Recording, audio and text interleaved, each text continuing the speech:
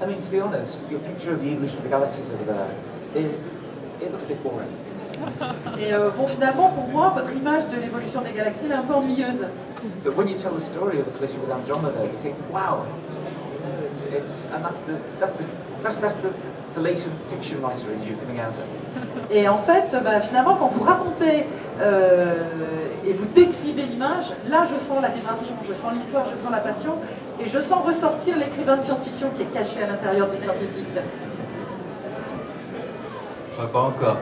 Justement, pour revenir sur cette image, en fait, vous voyez toutes les galaxies que vous voyez sur la droite dans l'image du pas sont des galaxies qui subissent un peu la même chose qu'Andromède et la Voie lactée lorsqu'elles vont se rencontrer. C'est justement ces énormes collisions qui vont se passer.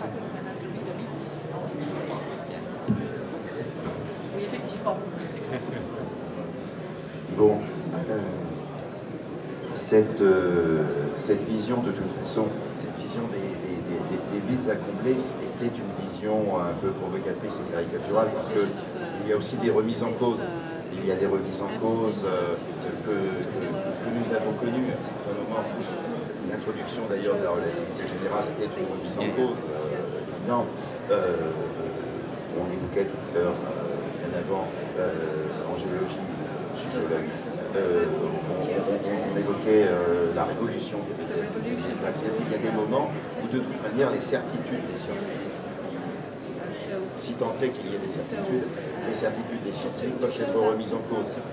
Quand on parle des neutrinos tout à l'heure, c'est un de ces exemples où ça peut être remis en cause. Alors, quelque part, est-ce que le rôle, si tant est qu'il y a un rôle de l'auteur, de l'écrivain lui-même, n'est pas également d'imaginer que la certitude scientifique soit dépassée, n'en soit plus une, parce qu'il y a eu autre chose. Est-ce que c'est encore de la science-fiction si j'écris en imaginant que la vitesse de la lumière n'est plus une constante et une limite?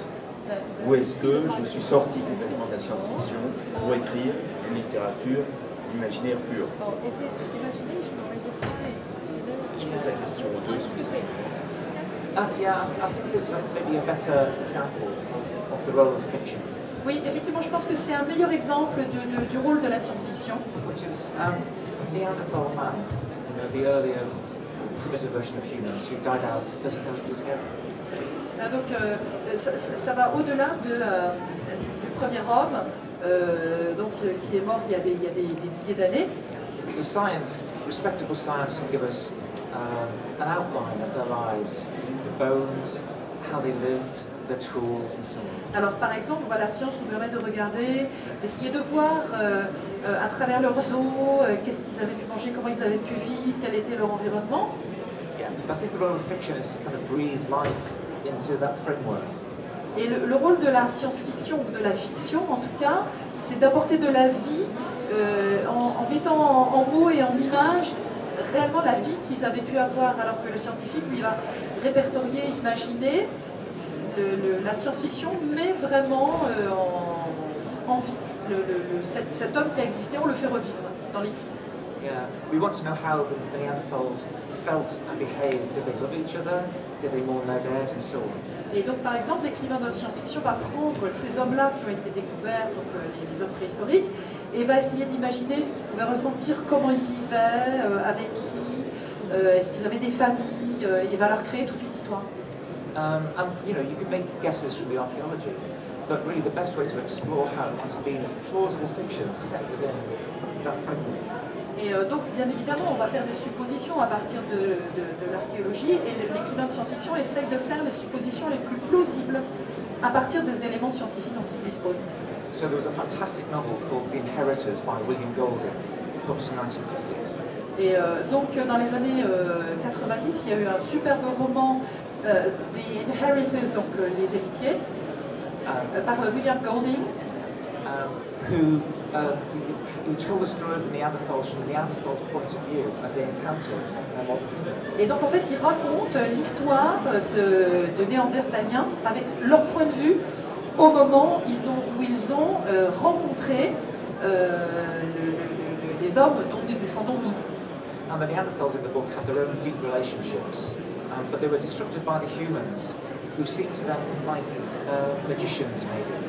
Et donc ils avaient une forme de société, une forme de relation entre eux qui en fait a été détruite par les humains, qu'ils voyaient en fait comme des magiciens, comme des êtres très différents d'eux. Yeah. And if you read modern reconstructions of how the Neanderthals might have thought and felt. Et en fait, donc ils essayent d'expliquer comment ces Néandertaliens ce qu'ils ont pu ressentir et comment ils ont pu évoluer face à cette rencontre-là. It's actually more like the fiction than some conventional science in a way, because you have to guess so much. Donc finalement, c'est effectivement plus de la fiction que de la science, puisque l'auteur, quand il écrit ça, il essaye de deviner. For instance, maybe the Neanderthals, they made the same kind of tools for hundreds of thousands of years. Et donc peut-être que les Néandertaliens ont fabriqué les mêmes sortes d'outils pendant des milliers d'années. So maybe to them tool making was a bit more like maybe like driving a car is to us.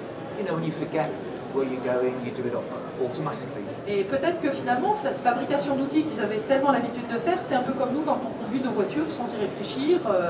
On a l'habitude de les utiliser, on ne se pose plus du tout de questions dessus. C'est des outils de la vie de tous les jours. So that's only one step away from fictional thinking, really. But it's the only way, probably, we can ever approach how it was to be a Neanderthal. Et donc, c'est vrai que c'est une vision assez littéraire, mais c'est aussi une façon d'approcher la vie telle qu'elle avait pu être à cette époque-là. So I certainly think that's a useful use of fiction and kind of creative thinking, you know, to flesh out the outline, which is sometimes all the scientific evidence. Et finalement, c'est une très très bonne façon d'essayer d'imaginer, de remettre en cause, de nous amener sur un autre terrain que la science en étant finalement complémentaires. Et est-ce que ça peut aller jusqu'au point justement de remettre en cause des fondements scientifiques lourds? C'était un peu ça la question, hein, j'avais fait comprendre. Well, I don't see why not. Oui, après tout, pourquoi pas? In my novel Evolution, I try to tell the story of the rise of the primates through the apes and the humans and beyond in fictional form.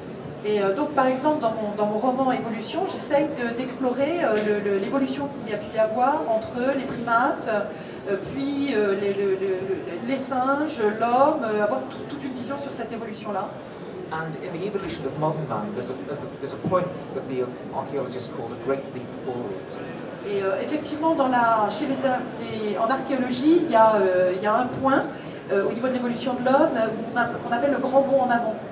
And which is the point where we suddenly became much more creative with art, better artifacts, all those things. Et c'est effectivement un point où les primates, d'un coup, sont devenus extrêmement créatifs, ont commencé à utiliser des outils, des artefacts, et ça a été un énorme bond en avant en termes d'évolution. There seem to have been modern humans living like the Neanderthals did for a long time, and then suddenly changing. Et donc c'est un petit peu comme les Néandertaliens, quoi, donc des humains qui ont vécu sur un même standard pendant pendant très longtemps, et qui d'un coup se mettent à évoluer de manière explosive. So in my novel, I tried to make a guess about why that might have come about, and my best guess was trade.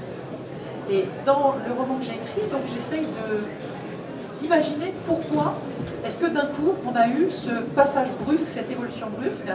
Et la supposition que j'ai faite et donc que j'ai scénarisée dans le roman, c'est d'imaginer que c'est à cause du commerce, de l'échange. If you think of all the things you need to do to maintain a trading relationship with somebody, you need to know the value of the goods they've got, where they've come from. You need to know the other person's mind to some extent. You make it a lie. Et finalement, quand vous voulez faire du commerce, vous avez besoin de savoir ce que l'autre sait faire, peut fabriquer, de quoi il a envie, comment il fonctionne, pour pouvoir lui vendre votre propre marchandise, pour pouvoir l'échanger. Et ça fait faire des progrès énormes au niveau de l'esprit. And so my suggestion was that it was trade, that propelled our Great Leap Forward. Et finalement, pour moi, c'est effectivement la supposition que j'ai faite dans ce roman, c'est que c'est le commerce qui a précipité le bond en avant de l'humanité. Since then, I've seen one or two papers which suggest the same thing by the archaeologists. Et finalement, depuis que j'ai écrit ce livre, j'ai vu passer 2 ou 3 papiers scientifiques qui avaient abordé la même voie autour du commerce et qui avaient posé ça comme une hypothèse plausible, et donc des papiers écrits par des scientifiques. Yeah, I don't think in this case that my book influenced them. Je suis pas sûre, enfin je pense pas que dans ce cas particulier c'est mon livre qui les ait influencés. But you know, I think they're coming to the same kind of conclusion from the same evidence. Mais finalement, je me rends compte qu'à partir des éléments scientifiques qu'ils avaient, ils ont envisagé comme plausible les mêmes types de conclusions que celles que j'avais envisagées moi. And let me give another quick answer as well. Sometimes science fiction will include concepts and words for things which didn't exist before. Et parfois, la science-fiction va manipuler des concepts et ajouter des mots qui n'existaient pas avant. Such as terraforming, for instance. Par exemple, le terme terraformer qui a été créé par la science-fiction. Turning a planet like Mars into a planet like the Earth. Donc, par exemple, transformer une planète étrangère en une planète qui ressemble à la Terre et qui puisse être habitable par des humains. Which is now studied scientifically. Could we do this? Should we do it? And so on. But the Et donc, concept